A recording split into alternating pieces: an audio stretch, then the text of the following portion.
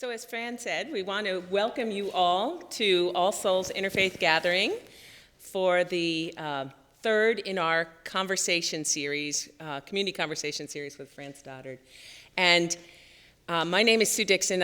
I work for Shelburne Farms, and we're one of the collaborating partners that brought this series on this year.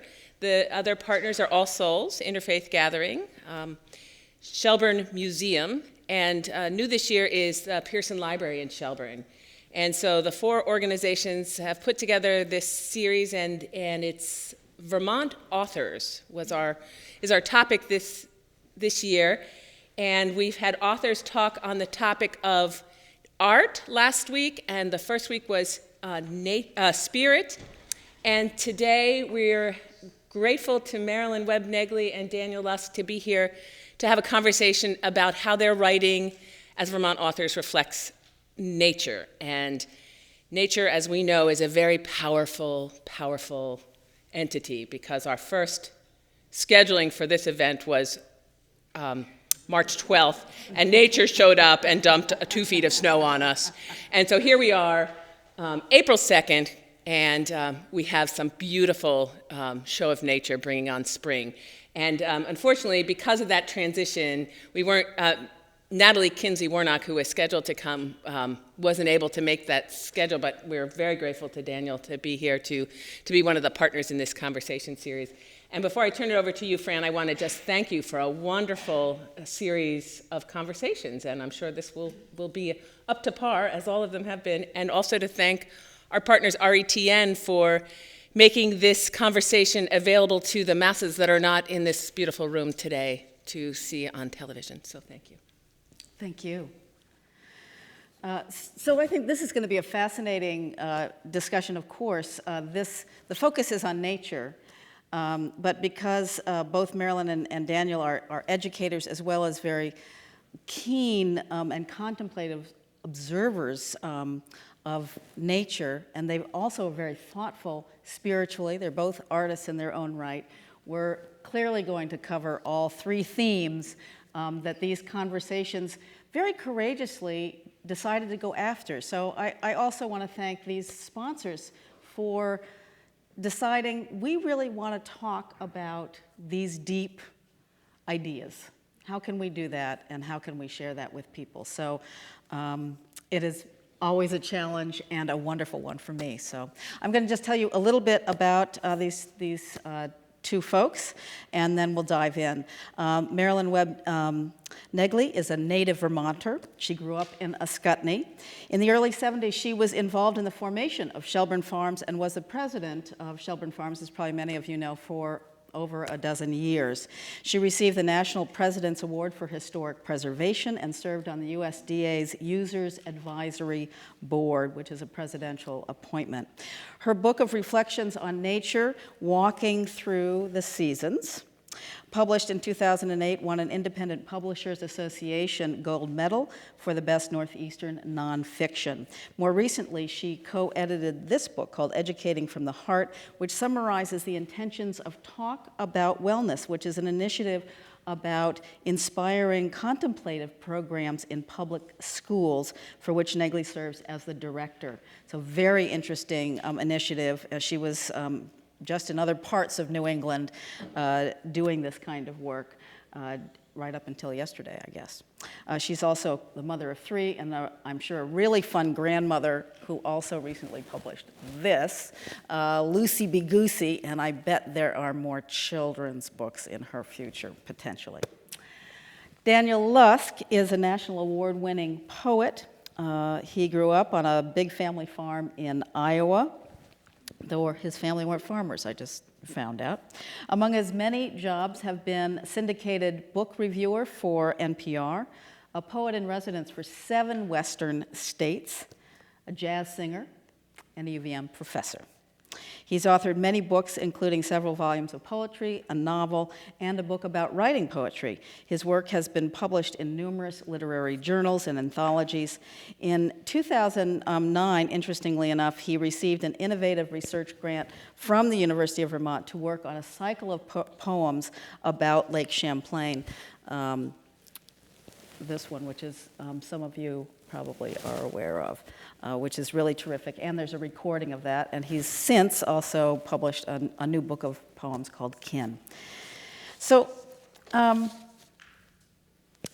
thought it was interesting that both of you grew up on farms or near farms, but neither one of your parents were farmers. They were actually singers and other parts of the community, but the farm life seemed to be a part of your early childhood. And I just wondered how did that influence your focus on nature today, or did it? You want to, Marilyn? I would say that it didn't influence my focus on nature as much, but it certainly focused me on being more natural. I mean, caring about things that are natural. I don't know how to explain that, but there are just so many parts of our lives that we approach in one way or another, and being a little closer to the earth and the way we do various things, the way we live our lives, I would say was influenced greatly by that. And then, certainly ecology is really demonstrated beautifully through farming, where you see the whole cycle and you see the effects of weather and of the seasons. But my real influence came more from people in my family who spent a lot of time outdoors.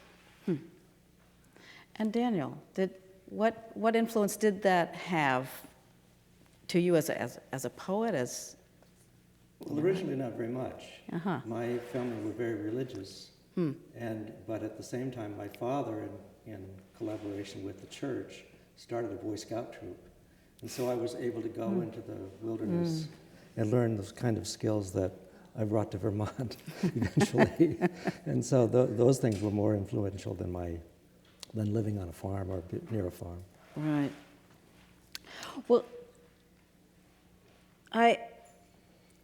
Daniel, your poems are about, still, it's interesting that you say that, because when you came to Vermont, you moved to Jonesville, and it's pretty out there, kind of near the top of a major hill. Your poems are about stillness, about a yearning to be alone in nature. They're really attuned to the natural world and this kind of search for meaning. And this is a big question for poet, what do you strive to capture in your poems? Well, I think what I brought to poetry was the language of religion.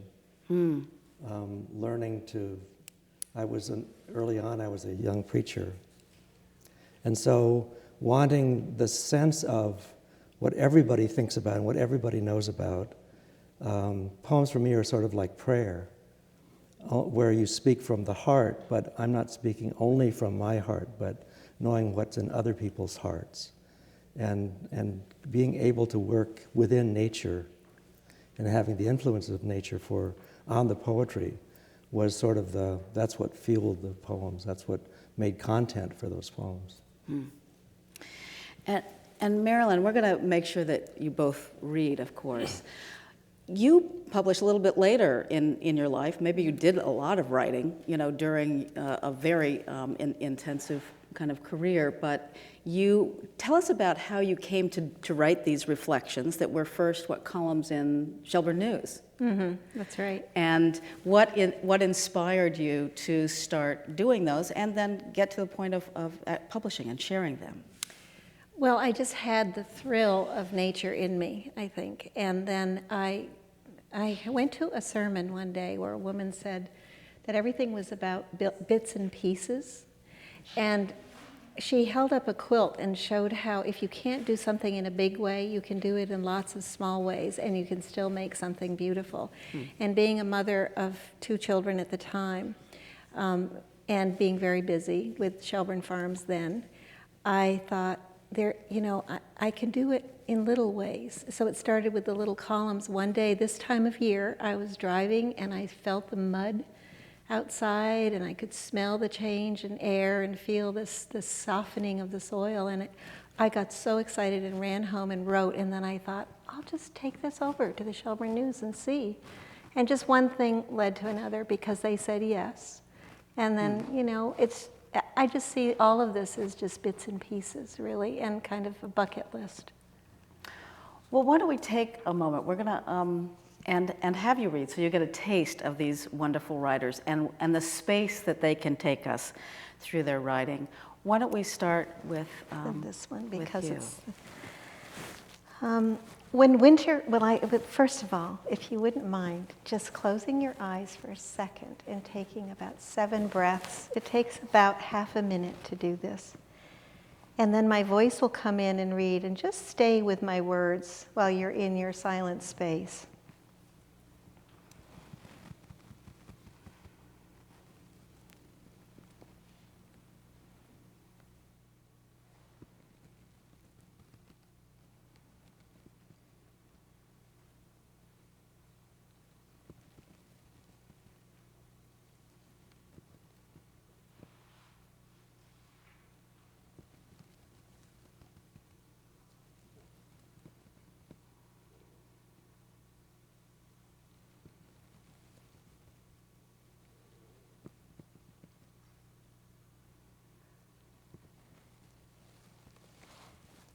When winter has been particularly long and difficult, I experience an extra thrill as the waters begin to move.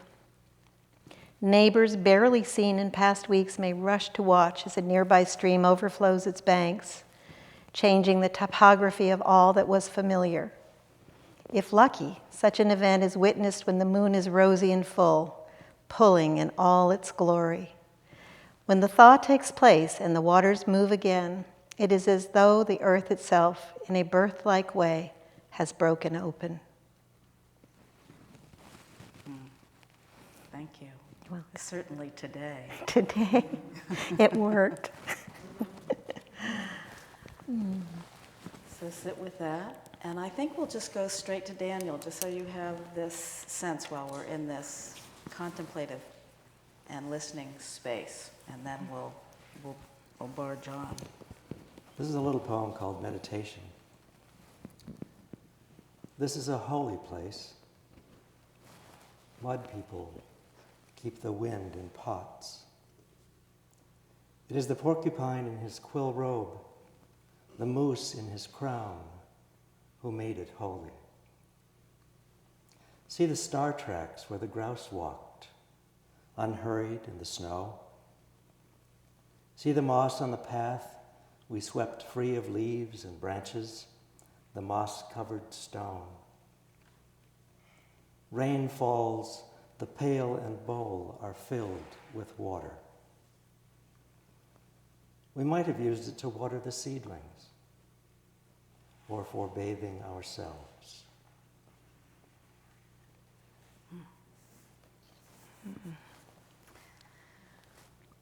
I want to get to writing, but I think to introduce this other theme of education, of bringing the kind of moments you've just given to us into schools. You've both been very involved in that. Marilyn, as an educator and with this book, you are bringing, and you both kind of are bringing something else, that extra, what is to a greater level of importance, poetry and contemplation. So, Marilyn, your anthology is so interesting, or your compilation that you edited. It not only asks teachers to model this work. It's not just about in the curriculum getting kids to do stuff. It's also what can administrators and teachers, and how can they model mindfulness. Could you speak a little bit about this effort in terms of need and acceptance in education today? The need is enormous. All teachers are recognizing it, and many parents are. There's so much stress now, whether it's because of the economy or because of technology. Even though technology is really helpful in many ways, it also is compounding the amount of things that people have to do every day. And so we just found that so far schools have really been open to the idea of adding this piece. And quite frankly, too, religion has been removed from schools. It used to be that people prayed in school or in some way or other. And without it, where do the children go when they have questions about death or about meaning and connection? And So we create little peace corners in the classroom, for example, for the younger grades. And a child who goes there a lot might say to a teacher later that the reason they were spending so much time in the little peaceful corner was because their uncle who lived in Mexico had died, and his family didn't have money for him to go to the funeral. So when he goes there, he's with his uncle. So we realize that there are these profound needs that the children have. And now the biggest piece is that in the last 4 years or so, we've learned that neuroscientists have discovered that in the brain is this part called the amygdala, where our emotions and our fears lie. And this part is a newer part of the brain called the prefrontal cortex. And when we take these moments to go quiet, it could be reading poetry, it could be walking in nature, that there's a thickening that happens with this part of the brain, and it is where our executive function lies. So it subdues the reactivity of all the emotions that we have. You know, we have these thoughts in our head every day of should have done this and wish we had done that, or darn it, I didn't do this right. And this can calm that part of the brain down, and over time really change the way our life unfolds. So with children, what they've proven is that it allows emotional regulation, stress reduction, and focused attention. So for learning, not to mention being healthier or happier or having a richer experience, it really is an amazing discovery, and it's very new just because of sophisticated MRIs now. So that's why it's taking off, because we have the research behind it. So I was just yesterday in Providence, Rhode Island at a middle school conference delivering this to middle school teachers. That's great. And a major program right in South Burlington. And South Burlington is our big pilot program where we have 160 teachers now, and counselors will say that they can tell immediately when they walk into classrooms whether the teachers have had the training or have not, based on the behavior of the children in the room. So Daniel, this was decades ago, but you also introduced something very new to schools then, it seems. It was poetry. You got a grant from the National Endowment of the Arts to write this book, or at least... Homemade poems. Yeah, homemade poems. It was distributed to 50 states. You went around to a lot of schools and did workshops with kids. Tell us a bit about the impetus for that and the response, especially in light of kind of what's happening today and what people are searching for. Well, I was able, over about a dozen years, to work mostly in country schools, mostly in rural schools, like the ones that I had gone to. I started school in a one-room schoolhouse. I knew that those children would not have the kind of good fortune that I had with my father studying classical music, classical voice, to have an exposure to the arts. And so I felt like it was missionary work, in a sense, to go into the schools and introduce them to the arts, but also to let them know that they had something. I knew that they had something in their hearts or in their experience to say, and my job was to help them to begin to say it. And that's where their poetry came in, and that's where their book came from. It was gleaned from, it was instructions for teachers to follow my being there, but also it was 100 poems by the children that I'd worked with. And it kind of revitalized teaching poetry in the classroom. Again, I mean, it had kind of disappeared. Right. And also, I mean, Billy Collins can be a best-selling author because there were poets in all 50 other states who were going into schools and developing that audience and that impetus and that new generation of poets. Right. And so that was your preacher. It could have became kind of the preacher for the arts, in a sense. In a sense. I had to invent how to do it because it really hadn't been done. And I started in a two-room school. I was working on a cattle ranch, and then the school in the little town there invited me to come and see what I could do. And so I had to begin to create that kind of environment, and the environment that you're talking about, where everybody knew that there was trust and they could do that kind of work. So working on Indian reservations in the West and whatnot, children who didn't have that kind of opportunity to be exposed to the arts, that's what I was doing there, opening the windows. So let's talk a little bit about why it's important to connect kids to nature.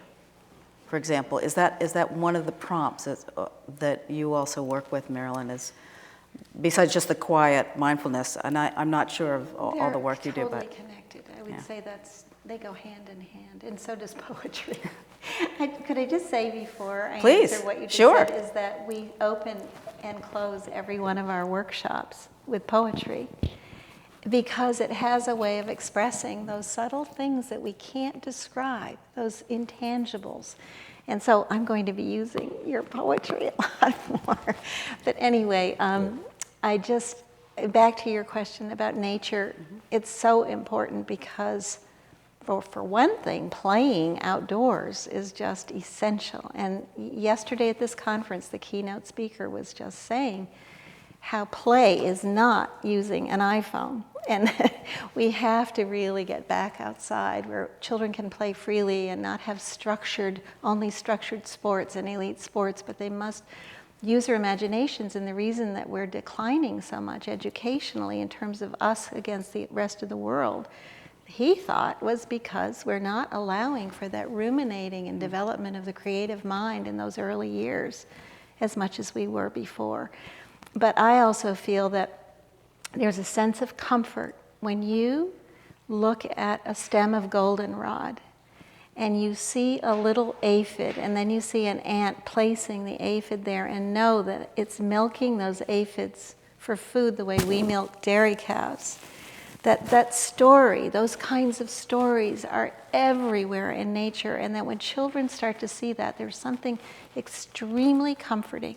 If we're living in chaos, whether it's world news or, the family struggle or whatever it is, that there's something that is so, so comforting in knowing about nature. And I believe that scientists begin the same place that we begin, poets begin, with that sense of wonder. Now, here's something that I don't know about, so I need to find out. And to imagine the solution is what the scientist begins with, right? That's what a theory is. And that's where poets begin, to imagine, what if it were different? What if this is the answer? The other interesting thing about your poems is, at least with the Meditations on Lake Champlain and some others, you study this work deeply. There's a lot of research that you dive into, it seems, to inspire you.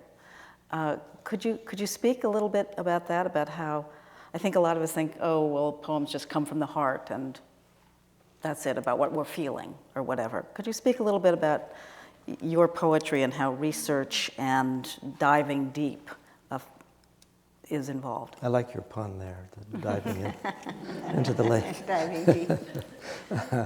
Well, that book began with discovering that the Maritime Museum had finished a 20-year process of mapping the bottom of the lake, and I wanted to know what they found. And so eventually they gave me permission to go look, and I interviewed divers and whatnot. But what I was doing was using what other people had found, what the archaeologists and the maritime, the people who study plankton and algae blooms and whatnot. I wanted to know what they found so that I could then represent that. I was doing what Art Cohn once told me he was doing by speaking for the boats. I was trying to join in to speak for the lake. And so there are poems about the fish, but I needed to know something. It wasn't enough for me to guess what was down there or what had been found. I needed to know what had been found and to find out, why is it dark down there? What is it like to be 90 feet under the water? So that's where the poetry came from, was me imagining, well, how did that seem to them, to divers down there who can't see his gauge in front of his face? And that's where the poems came from. Also, many of those boats that are down there, and there are 300 boats under the water, many of those boats were important historically to our, not just our region, but to our country. And so I wanted to know, what was it like for the maid who was on a boat that was on fire to not be allowed on the boat, on the life raft? You know, that's me sort of imagining someone else's heart and trying to breathe with them, hearing the blaze. So that's where the poetry came from. It's very rich. And Marilyn, this is true for both of you. There's also this finding the right word, finding out the right name of things. I think in some of your reflections you talk about knowing basic plants, but when you really start to look, you start noticing this weed or that, and needing to know its name. Can you speak about that a little bit, about naming things and how that affects your work or our understanding? Well, that's a very interesting question, because when we began doing the mindfulness work, we had a consultant from New York City helping us with the early training, and she wanted us to go out in nature and just sort of smell the air and look, but not really try to know anything or name anything. And I understood what she was doing, but I then had a poet came here for one of these panel discussions, and I don't remember who it was, but he spoke in the exact opposite vein and said how if you meet people that you really enjoy, you want to know their names. So it's really the same with trees and with plants and with animals. You want to know their names and know a little bit about them. So that's one piece about language, but may I just quickly say that the other piece about working in the mindfulness realm, which is more the spiritual realm, we had to be really careful with language in the public schools. So we can never say things like namaste after, if children are doing stretching and yoga or whatever, because we don't want to imply that it's a particular religious doctrine, that it's more about the part of every person where we go. Okay. That is a fine line and something very tricky. Even I do taiko drumming, and some people think that this is religious somehow. Oh. And so that's very interesting. You were gonna thought. Well, I was thinking about names, and Yeah. for me, I have a terrible memory, and so every season I would have to relearn the names. I became a gardener. I'm not a good gardener. I was more of a landscaper, but I really liked working in the garden, and I kept compulsively planting things, and so every year I would have to relearn the names of things. But for me, in the poems, names are sounds. They're combinations of sounds. And I want to write poetry that sings itself off the page, which means the name of a plant, the name of a flower is critical to the work. It's critical to what the reader's going to get from the work, because it's the music of the language that's coming in, and it comes in through the heart, not the brain. So anyway, for me, that's what names are about. And not just names, but words you choose. I mean, you Right. are very influenced by music in your work. Well, that's from my training I followed my father to study voice, and as my brothers all did. And so from beginning as a singer, it's just a very natural thing to want that. The first poetry that I loved was from the King James Bible. I mean, that was my Shakespeare growing up. We didn't have plays, we didn't have Shakespeare. And so for me, it was all about, what does it sound like? What can you say that way that will move somebody else? That's what language can do. That isn't about information. And It even goes to what- more than story. It's also song. Right. When do you know that a piece of writing works or doesn't? You want to stab that one first? I think this is certainly for both of you, but when do you know it For me, works? it's really simple. It's just I can feel it in my heart. And when I get a surge of, appreciation or a thrill around something, or even a sadness, whatever it is, that's what it does for me. But I'm probably more prone toward the emotional than the thinking kind of person. So maybe that's why it works that way for me. Right. You know. And I try out my poems by reading them out loud. Because what I think poetry can be best at even, aside from entertainment and how happy it can make us, but it can also affect people. Mm-hmm. And I think it affects them we all sort of have these systems of tripwires in our emotional beings. Mm. And I think that a good poet can sort of trip those wires to make someone else feel the same emotion. I'm not very interested in my own emotions when I'm writing a poem. I don't express myself. I try to affect other people. And how and when do you know that you have? I guess reading it out loud to folks, but... Well, it's what Marilyn said. It's like that kind of, if I get that kind of lift or sadness or whatever, I think, well, maybe it's going. I didn't start there. Mm-hmm. I didn't start by feeling sad. So if what I've done makes me feel happy or thoughtful or quiet or whatever, then I feel like I'm doing my job. Marilyn, gratitude is prevalent in your reflections. Does that flow naturally from your mindfulness practice, or is that how nature strikes you when you are out in it? It's just so prevalent in this book, your sense of gratitude. So is both. I think both. I mean, it does bubble up whenever I'm out in nature. But I also, as part of my mindfulness practices, I'm going to sleep every night. Just as the last thing I do is think about what I'm grateful for that day.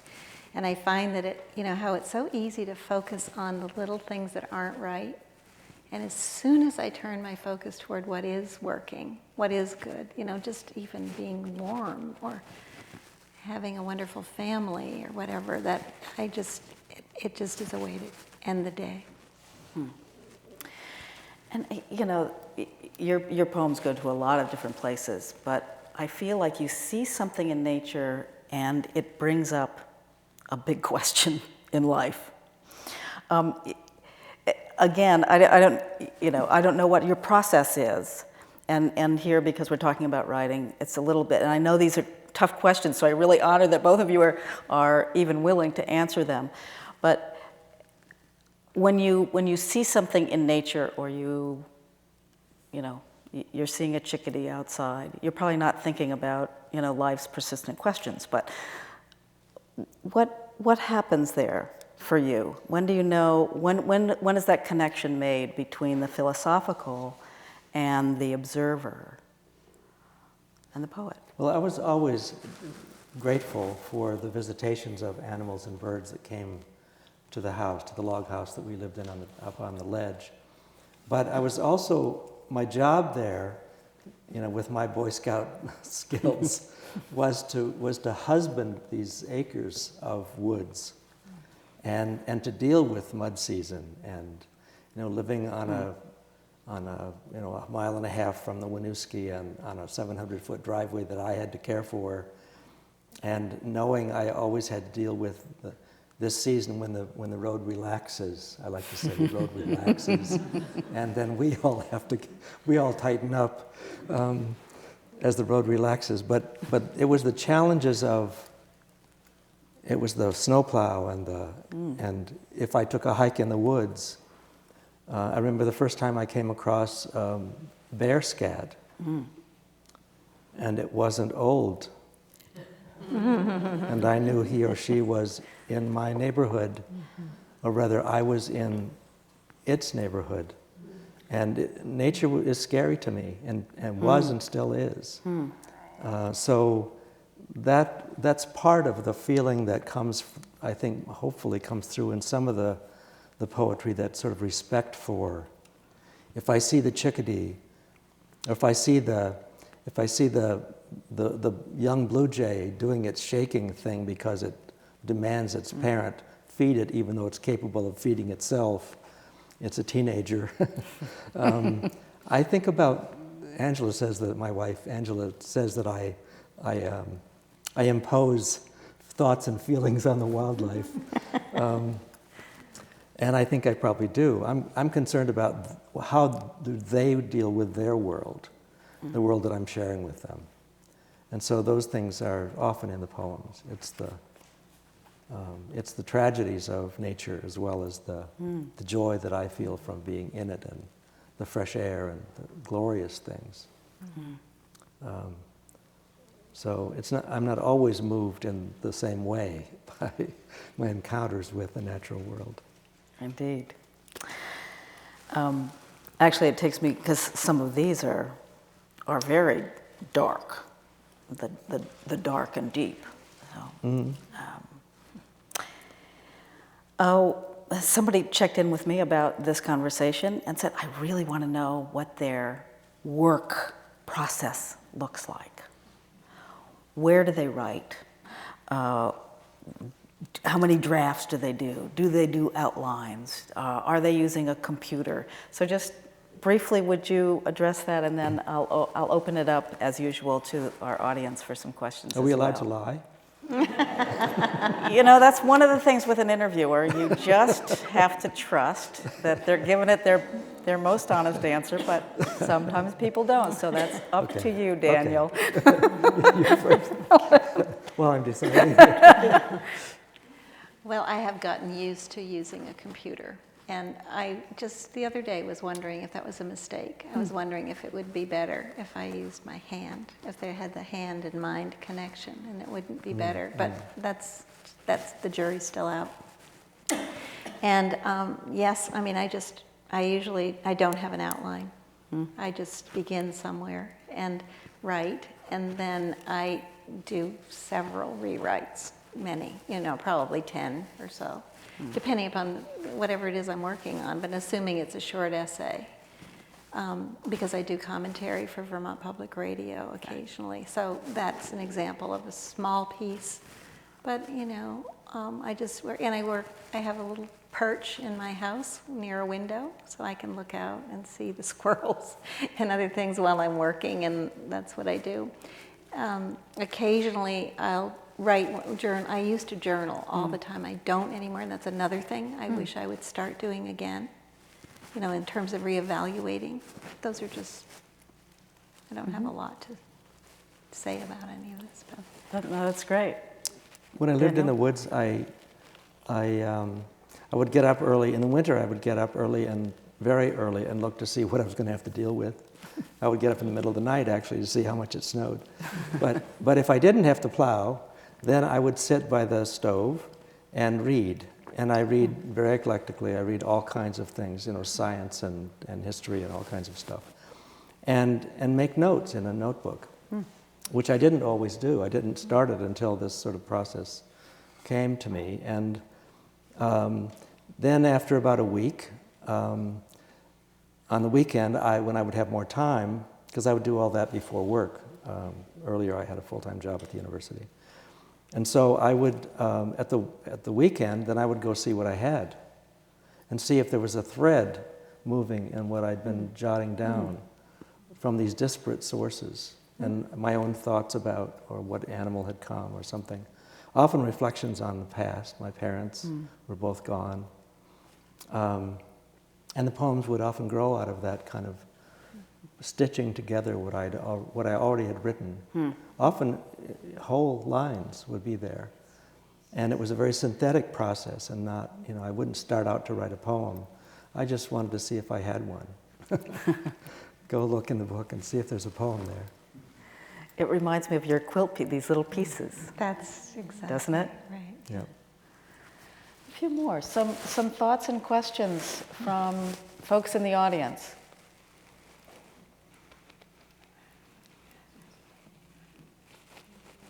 Yes, right in the middle there. I'm curious how you present the mindfulness to students. How does this program work in South Burlington? Are there exercises, or is quiet time provided, or how does that work?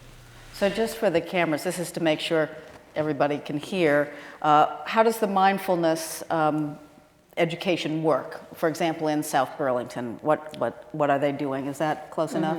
Yeah.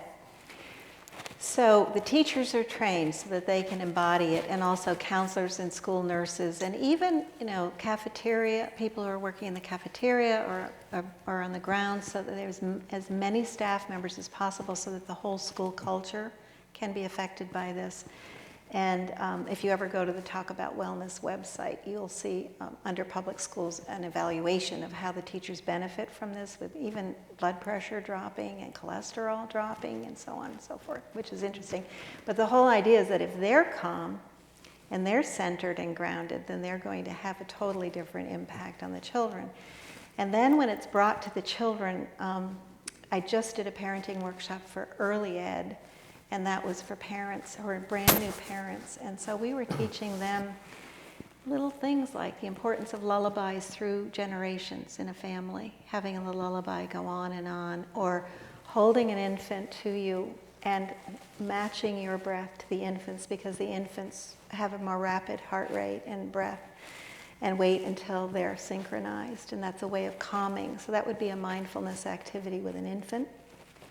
With a little first or second or third grader, they would have breathing buddies, little stuffed animals, and lie on the floor on their backs and watch it rise and fall so that they'll breathe all the way to the belly, because most of us under stress only breathe to here, which isn't good for the heart or the digestive system and so on. So they may be taught, oh, you have so many thoughts in your mind today, and maybe a snow globe will be used. And say, just look at all the confusion, just like the snow globe, and let's just take a deep breath and everybody settle. And they'll just in silence watch the snow globe settle and clear. And they'll say, now your mind is clear and you're ready to learn. And they might do a song like, my mind is a clear blue sky. And then in the high school level, I've been doing 35 classes with 5th, 6th, and 7th and 8th graders just in this last few months. It'll be until June. And that's more challenging, but they love hearing about the brain and the science, this new science, and then we do the activities together. We do very short ones, depending upon the age range. There's shorter periods, but never more than 10 minutes, because we just don't have that much time in the teaching segment. And I've done it at college level. I've done it in Baltimore with 7th and 8th graders who are all biracial or of another race, so that I was like the alien in the room, and had incredible results doing that with them. The children are just really yearning for finding a way to calm themselves, and also to be less concerned with judgment. And so we say that it's about being present, being here, being now, in the now without judgment, not worrying about what's going to happen tomorrow or what happened yesterday. And then when we start to notice our thoughts, most of them are about that constant reflection on something somebody said to us yesterday, or something we forgot, or something we have to plan for tomorrow.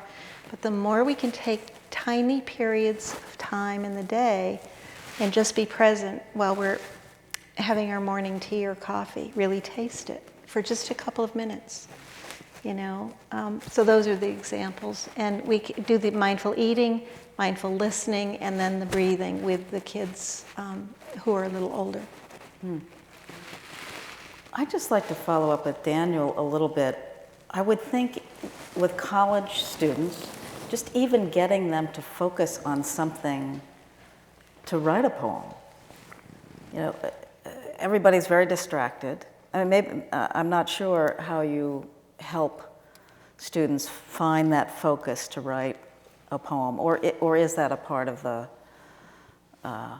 education, or is it more based in literary ideas? No, I would give them examples of poems that sort of modeled the way they might approach a poem. It was almost never formal poetry that I taught or tried to teach them, partly because I'm not very good at it myself.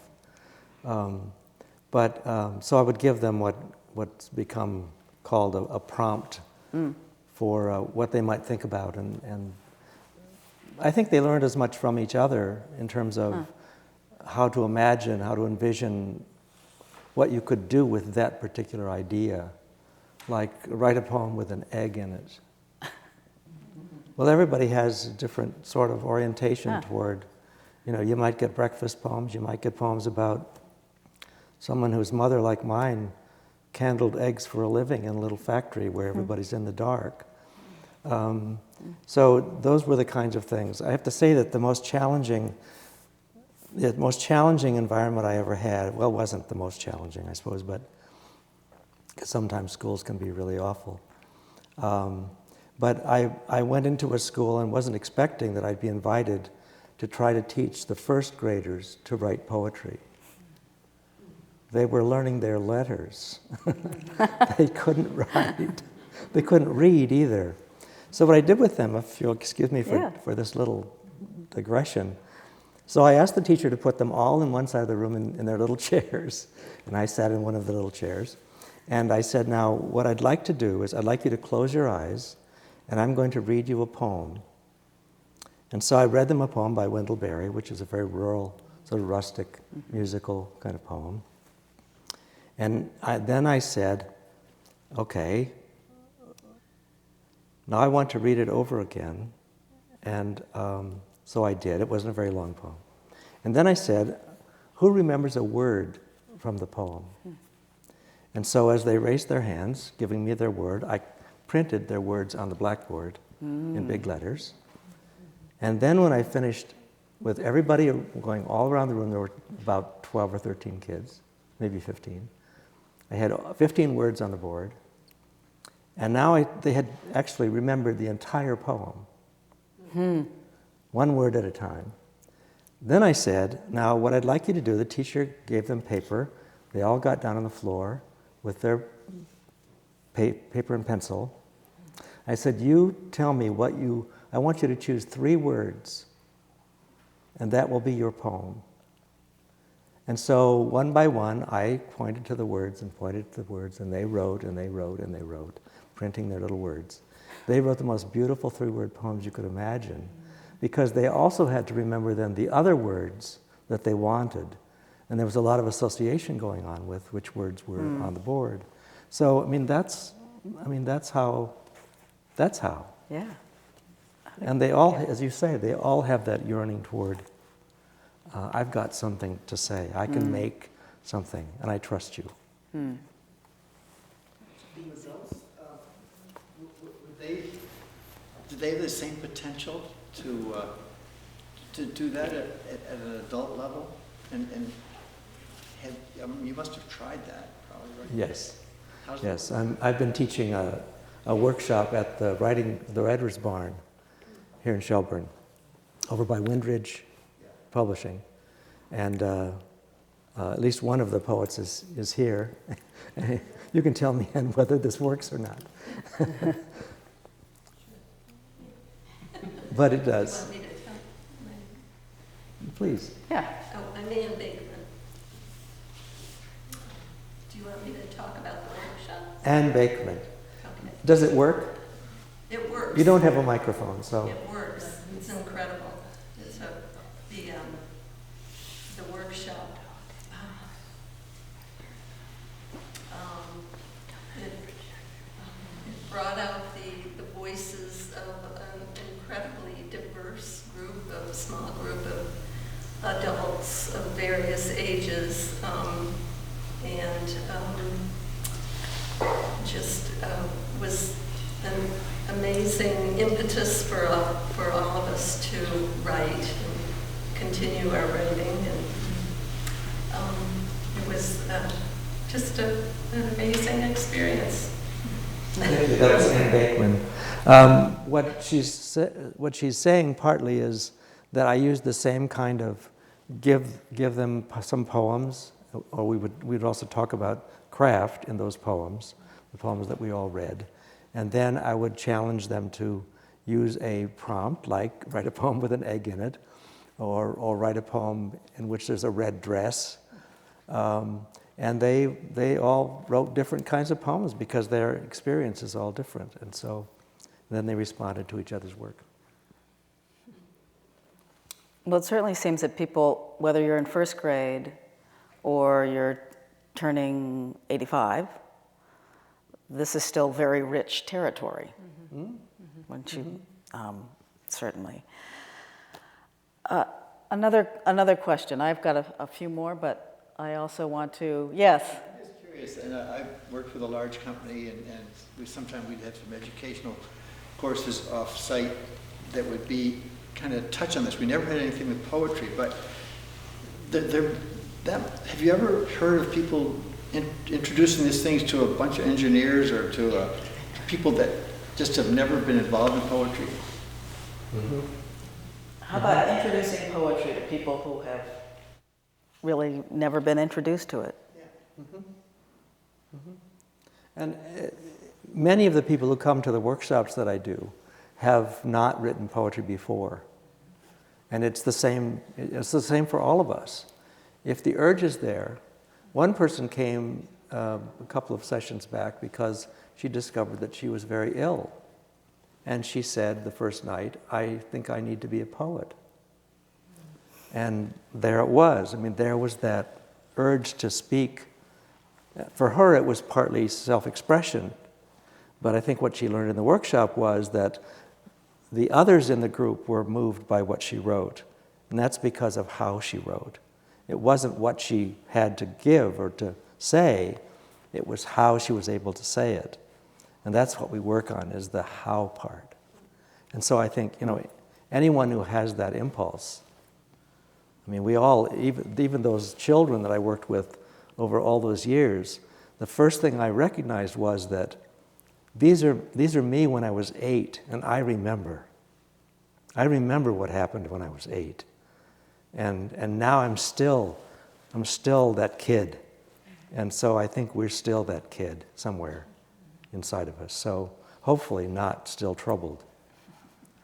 And probably what you can give to that kid at 8 will be remembered. We have a few more minutes, and somebody who was not able to be here today, who was very sorry about that, and she had a particular question for you, Marilyn, and it was, last year when we did this, we kind of got into talking about that this time was a profound kind of like there was an evolutionary change happening, kind of revolutionary things, and a shift happening in our world. And some people believe this is true, and some people don't. But she felt you would be interested in speaking to that, about what is there a need for us to have more poetry, to have more mindfulness in our lives today, as somehow the world is really making a major shift at this time. Any response to that? That was her question, through me, to you. Well, I kind of addressed that earlier in a way, but when we were talking about nature. But I think that there's a chance of us all becoming robots, and that we definitely need poetry and music and other things to keep our humanity. That's my feeling. And, the connection to nature and the connection to play and music and all of those things. I just think it's important. And I don't know where it's all going. I have faith that somehow humans have been through all kinds of things throughout history, and we will find our way. But it's very hard to imagine a life that becomes more and more focused on only technology and science and math, which is what the schools are leaning toward right now. They're taking the humanities pretty much out of the curriculum, right, and the arts and so forth. And I just can't imagine what that means. I mean, I can't imagine people in the next generation just sitting with their iPads and their phones and not having these other things.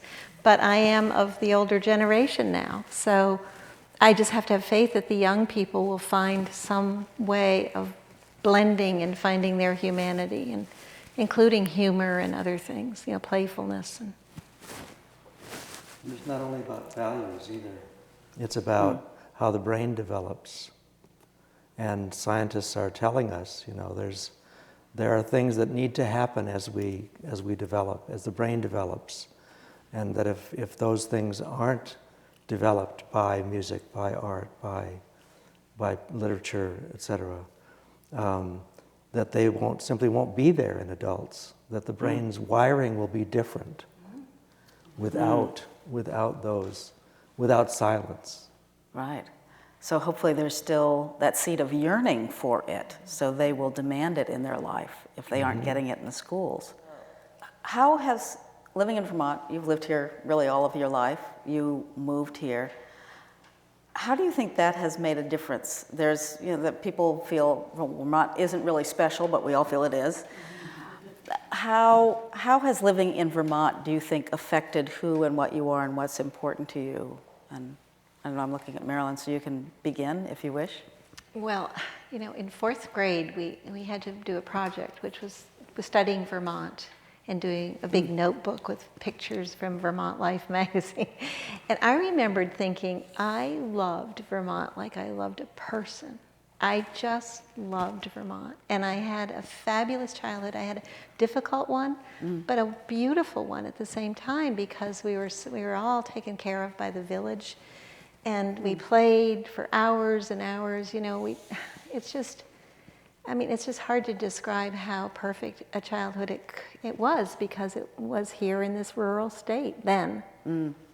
How it is now, I'm not sure. I'm not sure how it would be for children. It's a totally different time now.